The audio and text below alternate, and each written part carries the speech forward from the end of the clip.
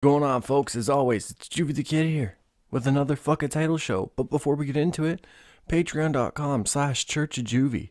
$5 a month, early access right now. It is the Conjuring 2 Visions 360 video. There's also going to be some exclusive content coming to the Patreon within the next couple weeks. So for $5 a month, you can get access to that and early access to videos. What? $2 a month, you get a specialized thank you video made for you. It gets blasted on Twitter, Instagram, the YouTubes, all the like. Patreon.com/churchofjuvie. Start a motherfucking podcast. All right, folks, what is going on? Thanksgiving weekend in Canada. To me, it's, I don't know. It's just another reason to get together with people that you don't really see and eat turkey. Which, let's be honest, folks, fucking turkey is like, I don't know if I just grew out of it or what. It's just, I don't know, it's boring. You know what I mean? Unless you got gravy on that, like, come on. I don't know. I don't want to be a downer about Thanksgiving though, because I did do like a dinner with my kids and everything, obviously. So what can you do? But yeah, I don't know. Happy Canadian Thanksgiving, folks. We will get the UFC stuff out of the way first. So if you are not into mixed martial arts, UFC, combat sports, the like, skip to this time and I'll see you soon. Okay, last night, if you're still here, we're about to get into fight talk. So either skip to that time or enjoy fight talk, folks. But last night, UFC 216. Wow. Demetrius Johnson breaks Anderson Silva's record for 10 consecutive title defenses. He makes it 11 with a masterful performance. Like, I was literally the last time I was in that much like awe of a performance was probably, off the top of my head, Anderson Silva versus Forrest Griffin. Like, that was something different. You know what I mean? When Anderson Silva went out there, he looked like he was from the Matrix. Last night, Demetrius Johnson looked like, it was like when Neo and Morpheus are doing like the kung fu training, and just like everything Neo's doing, like Morpheus has an answer for, or he's just getting out of the way and shit. It was nuts. And then he finishes it with this fucking suplex while Ray Borg is in midair. He secures the arm to instantly lock in the armbar. And apparently he does that in the gym all the time. That's not a very, like, okay, that's not a common jiu-jitsu thing. Honestly, like, the dudes have been slamming each other like crazy lately in mixed martial arts. That's the first time I think anybody's ever seen that. Mid-air, secures the armbar, like, wow. Masterful performance. And I was saying, I don't know, I was saying it on the Saturday Short Shorts, you know what I mean, about Demetrius Johnson. If you try to make an argument that like he's not the pound for pound best right now, or possibly the greatest of all time, I don't even know how to approach that discussion with you. You know what I mean? You can't do it. What else? Oh, Tony Ferguson, new lightweight interim lightweight champ. Conor has to fight him. I don't want to hear anything about Nate Diaz. I don't want to hear anything about Paulie Malignaggi, fucking Khabib Nurmagomedov, nothing. He has to fight Tony Ferguson. And if I had to look at the lightweight division, that is his toughest fight. Tony Ferguson is long. He's tall. He fights with things coming at awkward angles. And it's not just punches and kicks. It's fucking elbows that'll cut you and completely throw off your game plan. It's these rolling attacks at your leg. He is Conor's toughest fight. So, like, Tony said it. Defend or vacate, man. And, like, I said that on Saturday's thing. It's like, man, I don't know. Conor did this like whole Q&A where, you know, he threw out a bunch, and he was like, the Nate Diaz fight's there, Paulie's there. It's like, man, no. Tony won the interim championship. That's it. Conor has to come back and defend against Tony. If he doesn't, it's basically like I was saying, like Conor's just this tornado that like came through the UFC, and as quick as he was there, he was gone. If he doesn't want to fight Tony, it's hard. It's a hard, I don't know. It's a hard thing to like go into, especially as like a diehard like combat sports fan, I should say. Oh, excuse me. I like just finished eating dinner. I'm super stuffed while I'm trying to do this. Clear the throat. So yeah, like Tony Ferguson, he's been one of my favorites to watch for a long time, and I don't know. Honestly, stylistically, I would rather see Conor against Tony as well, because Conor has that awkward style as far as like in mixed martial arts too. I think him and Tony would be an amazing fight, but I think that's going to be Conor's toughest fight at lightweight. We've already seen the Nate Diaz one twice. I'm cool on that. You know what I mean? Defend or vacate, sir. Good job, Tony Ferguson. All right, welcome back to the other folks. How you been? Long time no talk. Hope the kids are well if you don't have kids. Hope the pets are well if you don't have pets. Then I hope you are well, at the very least. Justice League trailer. That dropped today. I put out a reaction video and everything. So if you're into that, go check it out. Couple quick thoughts that I wanted to go into though. I'm pretty sure, because I went back and I watched it a few times, hitting the space bar vigorously to go frame by frame.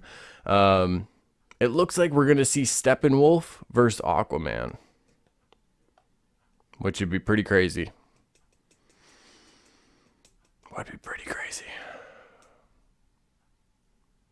And we also hear in the trailer that like crime, acts of terror and everything, that's all on the rise because of the absence of Superman.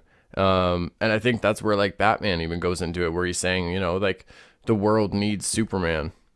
So I think it'll be very interesting to actually see, I don't know, like what it's like in the movie. You know what I mean? Are we going to see a background, a little bit of Flash, where like we see him dealing with criminals and, Wonder Woman doing her thing, and then they all come together? I don't know. It'd be cool though. And again, at the end of the trailer, they put like the pictures of all the heroes, and they use the blue and gray suit for Batman. Stop teasing us.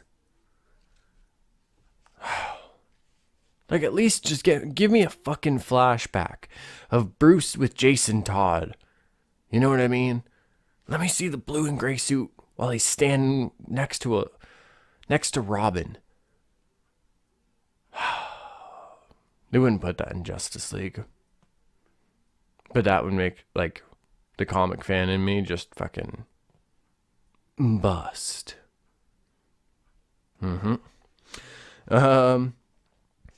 Last Jedi trailer. That's out tomorrow. Tonight, right now, it is Sunday night, October 8th. So on Monday, October 9th.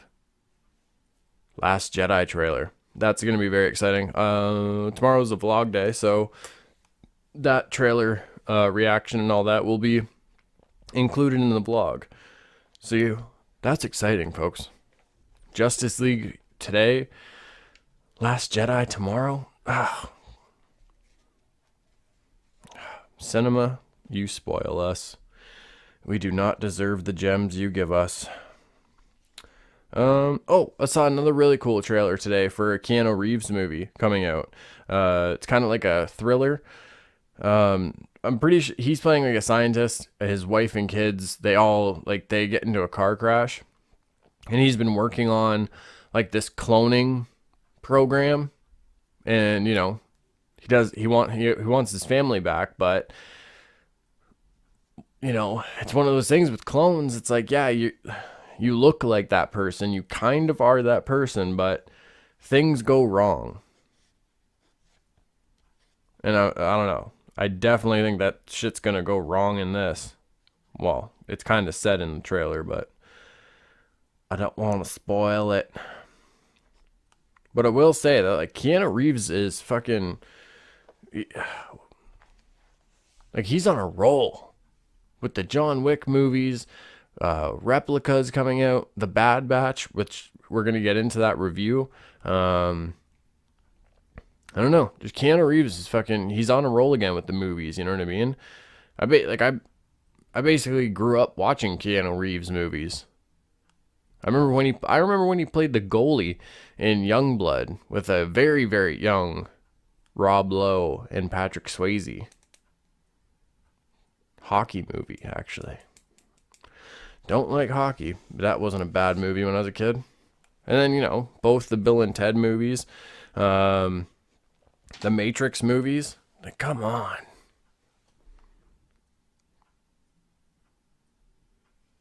So, I don't know, folks. Keanu Reeves is back.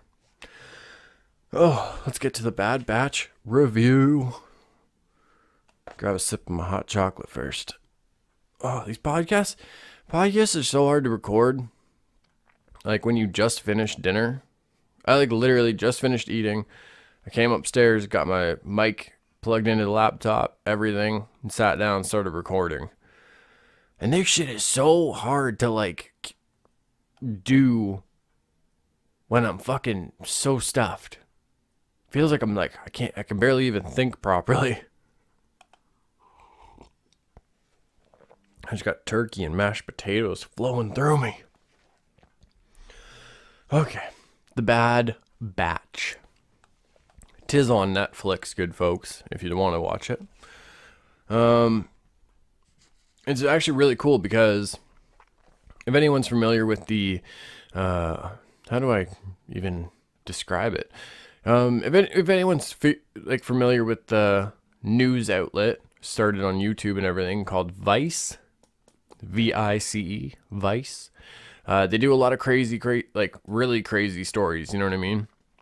They've had their journalists in just name a place and a situation. They've probably been there. You know what I mean? They've sat in fucking Colombian houses talking to people that make the drugs for the cartels and shit. And you know what I mean? They've gone and talked to Mexican satanic ritual practicers. Probably could have worded that better. It's crazy. They've done a lot of really cool shit. They've done ones about places that are basically wastelands out in the desert that have no rules, which this movie actually plays on that kind of setting, because that's what it is. I don't know if something happened to the outside world of why these people are branded as the Bad Batch and then kind of, I don't know, in a way put in these wastelands. But it takes place in the desert within all these these different communities, or at least the people from those communities. I wish I had wrote her name down. The one actress who plays the main character, Arlen, this is actually her first movie. So that's pretty cool. Jason Momoa, he plays the cannibal, I'll say, known as Miami Man. I was confused as to why his name was that, but it makes sense once you get into the story of him. Excuse me. It's different though, because before we get into that, Keanu Reeves, he plays a character called The Dream. Comes off very Jim Jones and for those familiar with the rapper from Dipset, I am not talking about him. I'm talking about the cult leader. And it's one of these things where you see how Jason Momoa and his family are living, and you're like, oh man, what the fuck, we instantly think oh, they're cannibals, they must be bad people in a way, you know what I mean? And then you see Keanu Reeves, and it's almost like you want to like believe him and you want to root for him. You're like, oh, okay, he wants to like just bring the people together. You know, I don't know, but the movie does an amazing job of kind of setting these perception, at least anyway. Like I should say, like the way I perceived Jason Momoa and Keanu Reeves' characters in the beginning, like that's how I probably saw them. But either way, it's, the movie really like plays on on perceptions and almost like like it displays what the characters are going through. Jason Momoa is actually on like a mission, so to speak, to try and get his daughter back. That's his motivation in the movie, and it's one of these things where there's a scene in the end. I don't want to give anything away, but there's a scene in the end where we've seen all these other people's perceptions and like, or at least like their situations and everything, and how they're dealing with their surroundings. And then you see the way a kid would perceive everything. I don't know. We perfectly see how all of this is really like processing in in a child's mind. And I thought it was really, really interesting. So because this is also like a wasteland and everything area, like there's a heavy 80s influence. Like yeah, like with the motorcycles that you see, a lot of the music, and there's a lot of interesting placement for the music. Specifically actually like more in the beginning without going too much into it. The song that you hear in Jason Momoa's headphones, it really almost plays to that perception where you want to think like he's almost like the bad guy in a way. Really, really interesting. Oh, there's one area that like it's straight up just like fucking Muscle-roid Beach, and trust me, I know some people will be like, oh, you're probably just a hater. No, trust me. You see these dudes and you're like, oh, whoa, that's not natural. It literally looks like Venice Beach, California. Like, it's fucking nuts. Is that where that Muscle Beach thing is? Where dudes are just lifting weights and shit outside? I don't know. I'm from Canada. What can I do? But yeah, The Bad Batch. It's on Netflix. Honestly, it's a super good movie. I enjoyed it. And it's one of those movies where it's... Jim Carrey. He's also in the movie. I forgot to mention this. Jim Carrey's also in the movie. I don't want to give his role away because it surprised me. It took me a couple of scenes to realize that was him. But in a way, to the story, I feel he's actually one of the... I don't want to say one of the most important, but like he is a very important character to the story. At least I feel. So yeah, I don't know. It's a different movie. It's one of those ones where like as I was watching it, I was picking up on different things like throughout the story and just certain like way music would play with it. And I don't know. I enjoyed it. I enjoyed the movie itself. I enjoyed diving into it and kind of going into like, or at least like seeing certain musical themes. I always like looking at things like that. Man, if I could get a job as a film critic, I would love it. Just see movies, get to dive in on them. That'd be fucking awesome. All right. That's it for the show notes. All right. We're going to get on out of here then, folks. I'm going to go slip slowly into a food coma. Thanks for tuning in. Mucho appreciated as always. And remember, patreon.com/churchofjuvie. If you're on the channel, like, share, subscribe, comment below. Might not get a reply, but I promise I read them all. And I toss you a little thumbs up so you know that I saw it.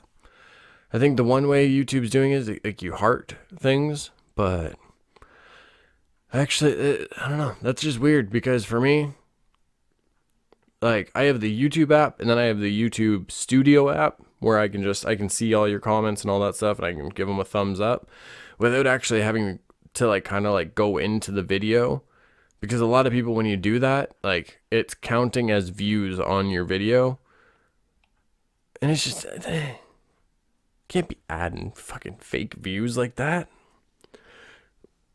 Anyway, okay. I'm out of here, folks. Mucho love. Mwah, mwah, mwah for your beautiful fat cheese. Catch y'all tomorrow for a Last Jedi trailer. Mucho exciting.